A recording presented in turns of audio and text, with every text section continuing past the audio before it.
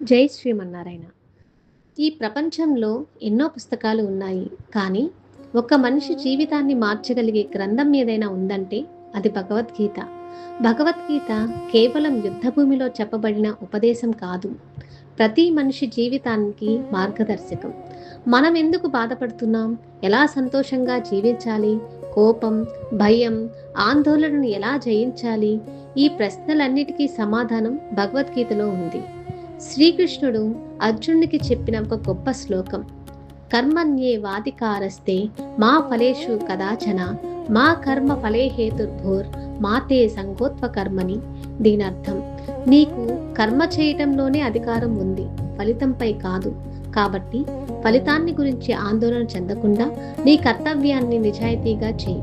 ఇదే భగవద్గీత మనకు నేర్పే గొప్ప జీవన సూత్రం.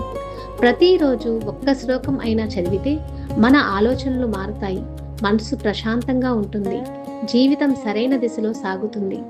జై శ్రీమన్నారాయణ, జై శ్రీకృష్ణ. ఇలాంటి మరిన్ని ధార్మిక వీడియోల కోసం సనాతన ధర్మం ఛానల్ను సబ్స్క్రైబ్ చేయండి.